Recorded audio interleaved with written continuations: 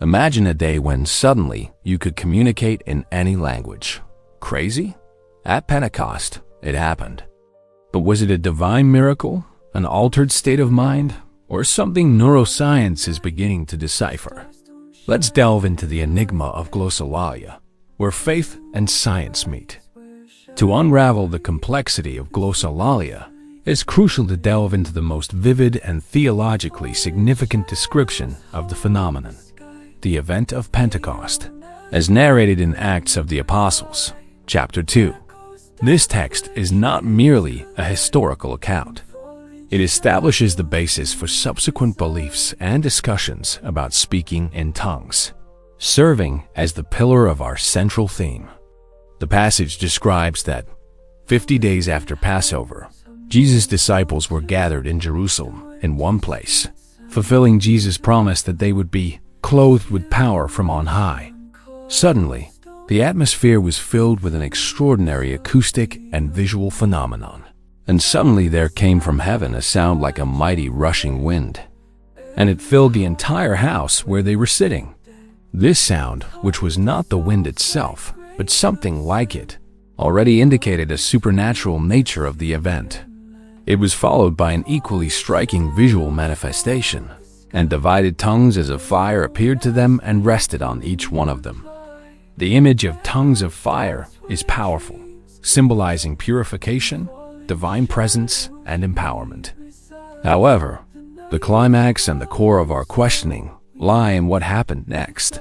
And they were all filled with the Holy Spirit and began to speak in other tongues as the Spirit gave them utterance. The choice of the phrase "other tongues" is fundamental.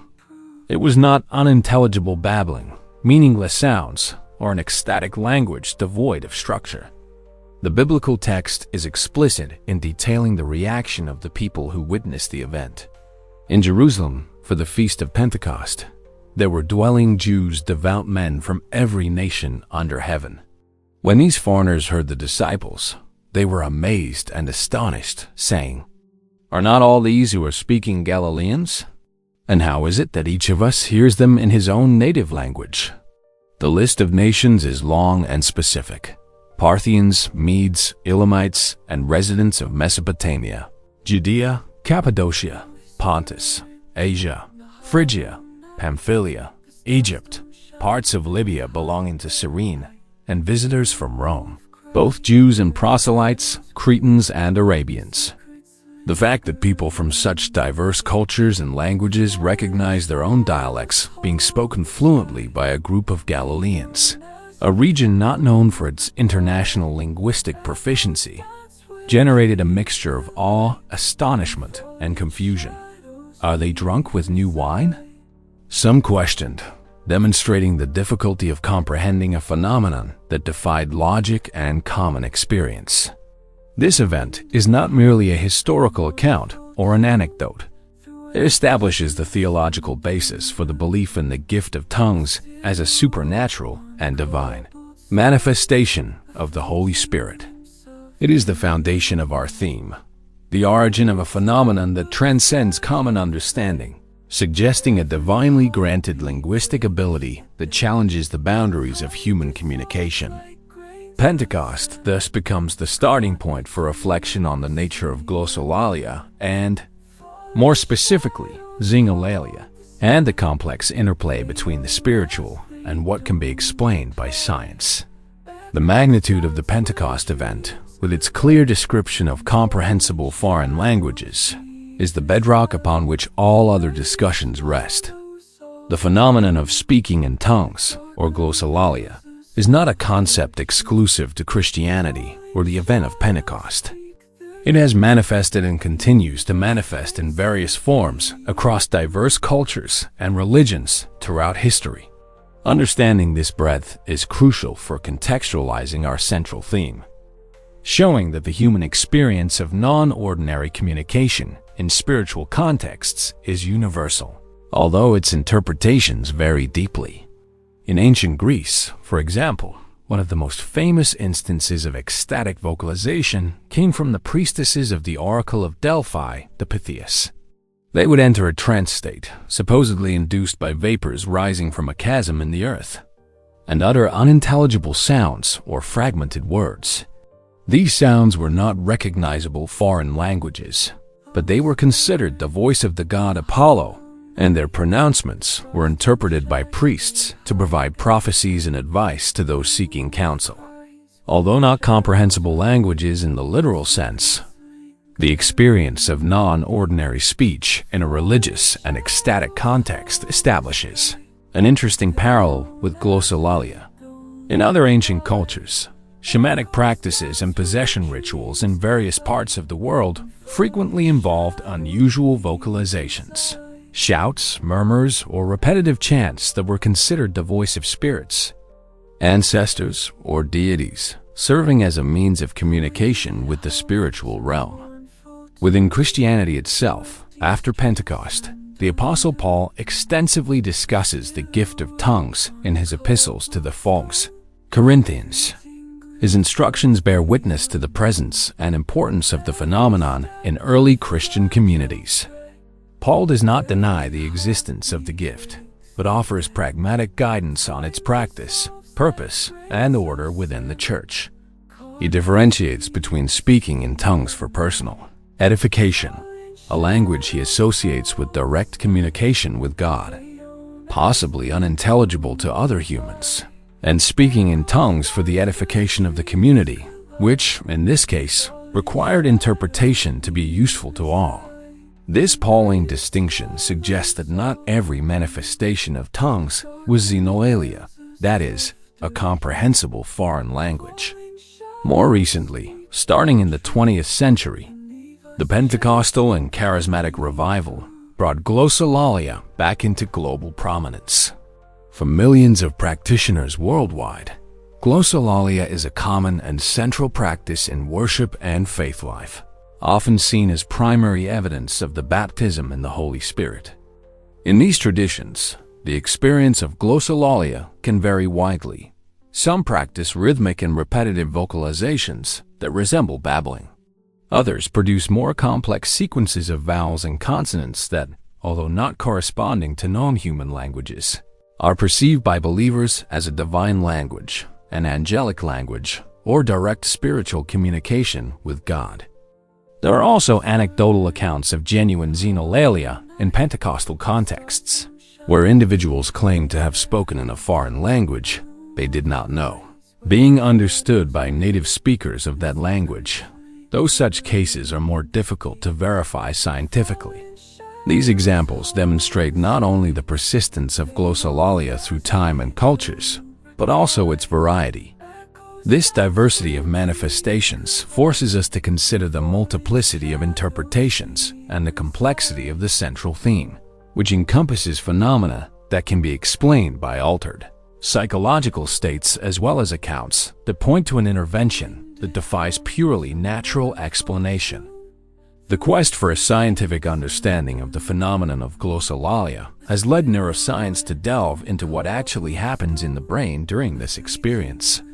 The goal is not necessarily to prove or refute the spiritual dimension, but rather to map neural activities and identify the brain patterns that may underlie the production of these vocalizations, distinguishing them from ordinary speech and shedding light on the neurological mechanisms involved in states of ecstasy or trance.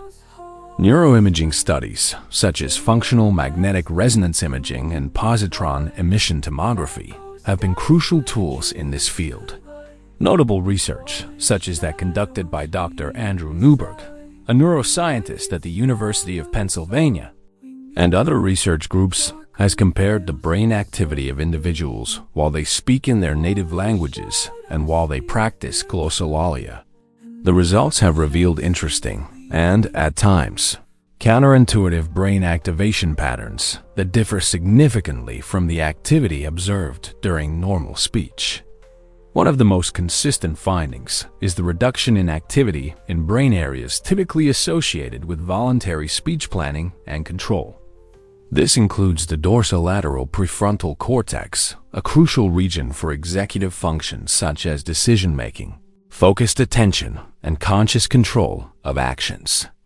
The decrease in activity in this area during glossolalia suggests that speech production is not under the conscious and intentional control of the individual in the same way as normal conversation or the execution of a complex task. Furthermore, some research also points to a reduction in activity in the temporal lobe, which is involved in language processing and comprehension. In contrast, other studies indicate an increase in activity in brain regions linked to emotion, self-monitoring, and sensory information processing, such as the anterior cingulate cortex. This area is involved in emotion regulation, motivation, and monitoring cognitive conflicts, which may relate to the emotional intensity often associated with the experience of glossolalia. Other areas related to affective and religious states may also show activation. This decrease in activity in the frontal areas, associated with control and intentionality, may indicate a form of deactivation of conscious and voluntary control over speech. This would allow speech to flow more spontaneously, intuitively, and less restricted by grammatical or logical rules, which perfectly aligns with the experience of trance, ecstasy, or spiritual surrender reported by many practitioners of glossolalia. The feeling that speech comes from outside, that it is inspired, or that the individual surrenders to the process is consistent with this deactivation of the brain's executive control. These neuroscientific findings provide a fascinating glimpse into the mechanisms underlying glossolalia, showing how the brain can operate in altered states of consciousness. They suggest that glossolalia is not merely an act of pretense or imitation, but a genuine experience that involves measurable alterations in brain activity. However, it is crucial to note that, although these studies can explain the production of sounds and linguistic patterns that are not known human languages, they do not provide an explanation for the ability to speak actual foreign languages unknown to the speaker, which leads us to the next chapter and the complexity of our central theme. Neuroscience can tell us how the brain operates during glossolalia, but not necessarily what is being spoken if it's a real language, or why this ability arises. One of the most fascinating and intensely debated aspects of the topic, Pentecost, is speaking in tongues a neurological phenomenon, lies in the crucial distinction between glossolalia and xenolalia, and it is here that the challenge for a purely scientific explanation becomes most pronounced. Understanding this frontier is fundamental to analyzing the event of Pentecost in its specificity.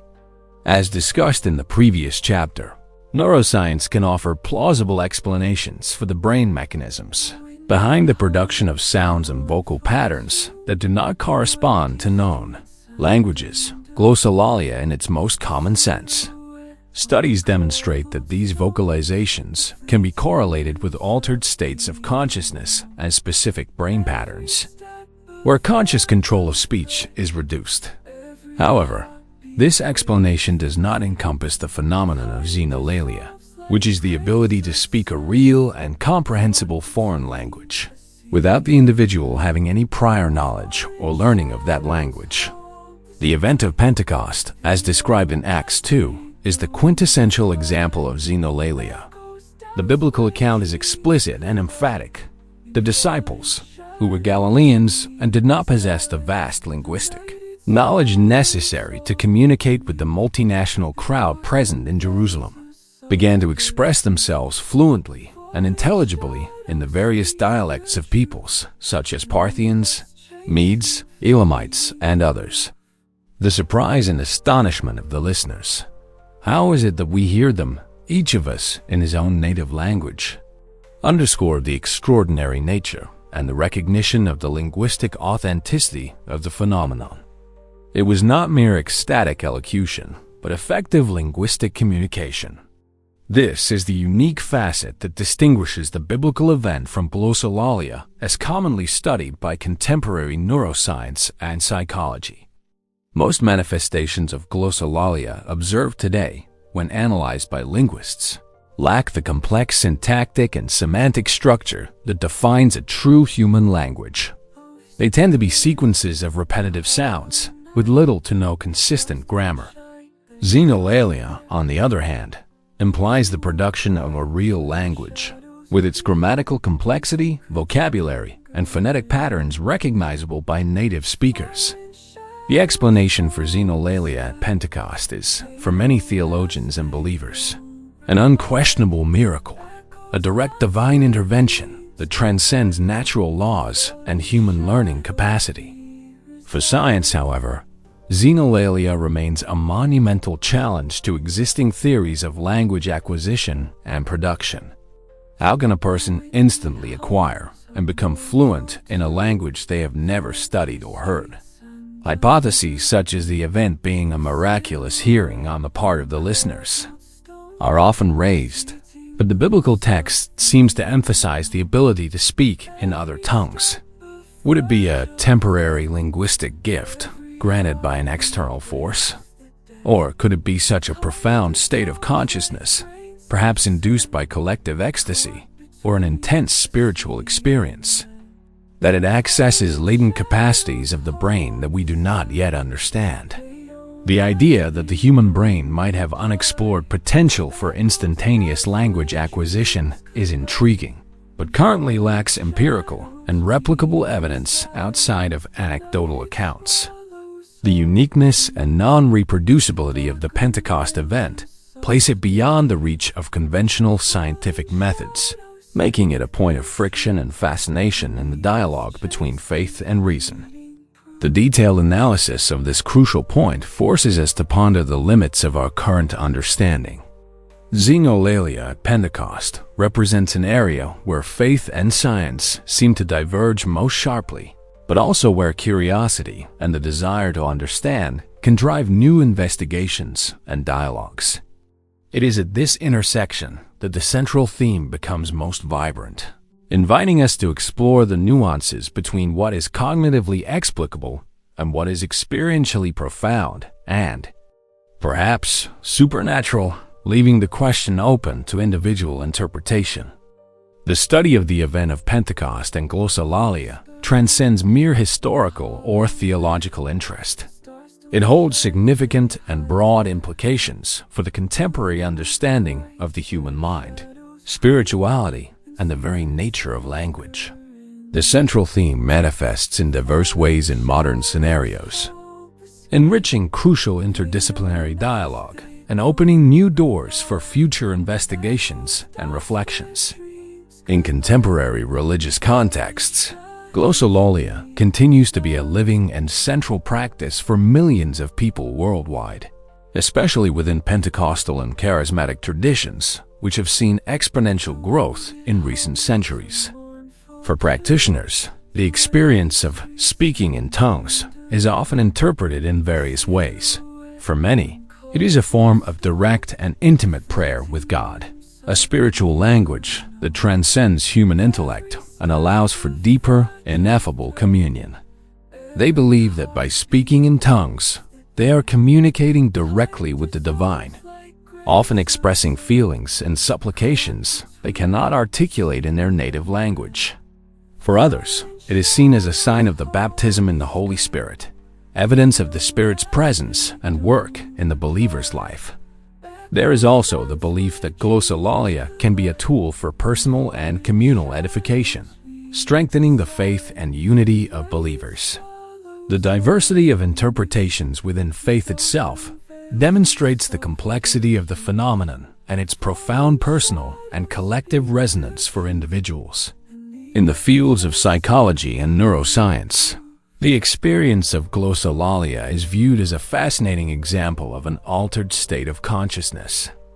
These states, which can be induced by various practices, be they religious, meditative, or even by certain neurological conditions or substances, reveal how the mind can process information in unconventional ways, outside of conscious and rational control.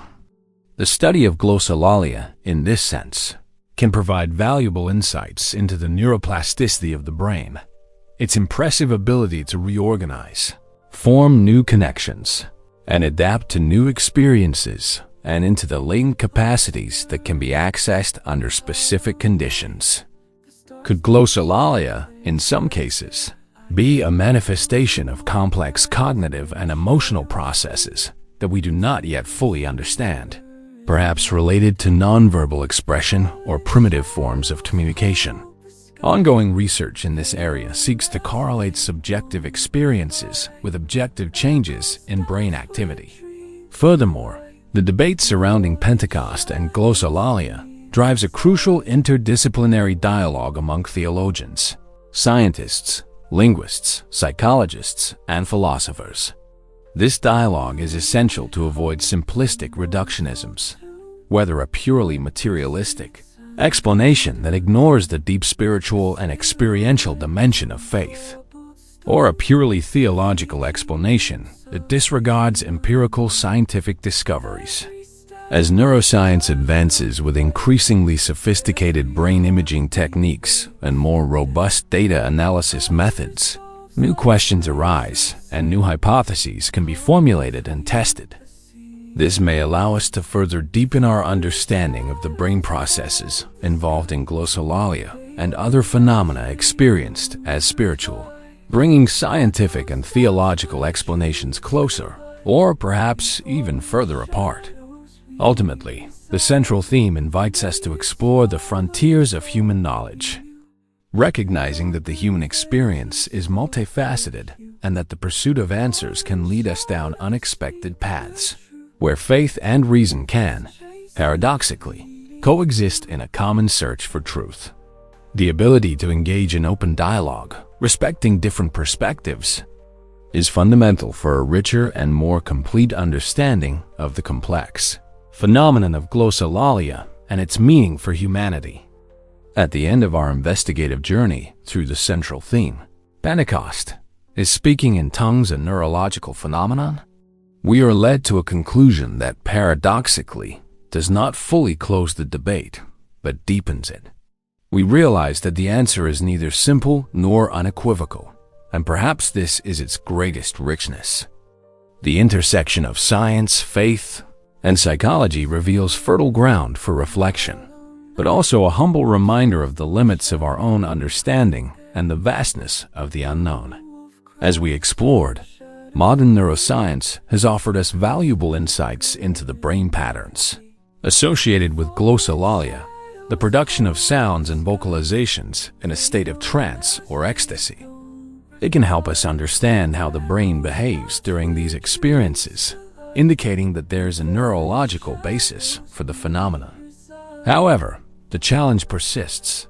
Neuroscience, in its current form, cannot fully explain the ability to speak specific and comprehensible foreign languages, as in the event of Pentecost. If the languages spoken were, in fact, real human languages unknown to the speakers, the explanation transcends the mechanisms of language acquisition and production that science understands today. For faith, the event of Pentecost is, in its essence, an unquestionable miracle, a divine intervention that transcends natural laws and human learning capacity. It is an act of supernatural empowerment that validates the apostles' mission and the coming of the Holy Spirit.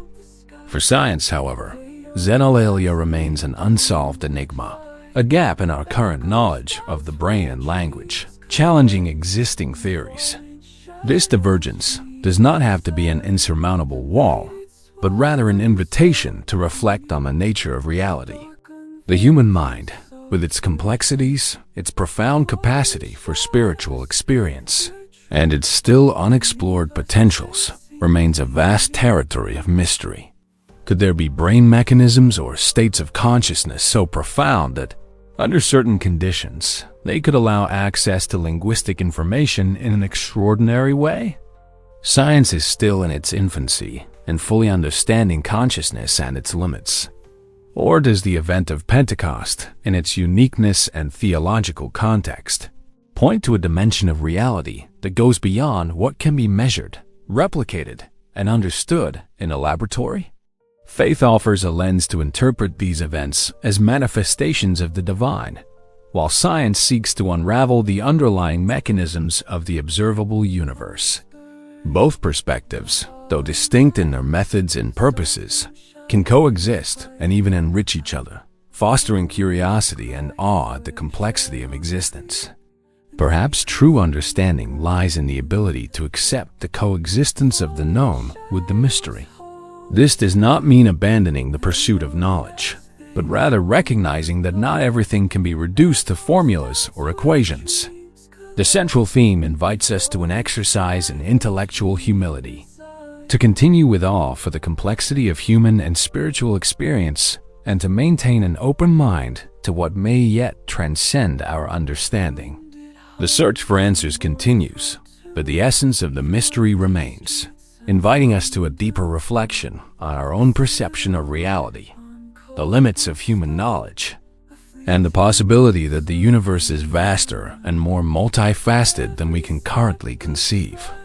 Pentecost, therefore, is not just an event of the past, but a beacon that continues to guide us on a journey of discovery, both inward and outward. Pentecost and the phenomenon of speaking in tongues challenge us to go beyond the boundaries of what we know. Is it a supernatural gift, a complex neurological manifestation, or something that lies at the intersection of these worlds? The mystery remains, inviting us to reflect on the limits of our own understanding and the vastness of human experience.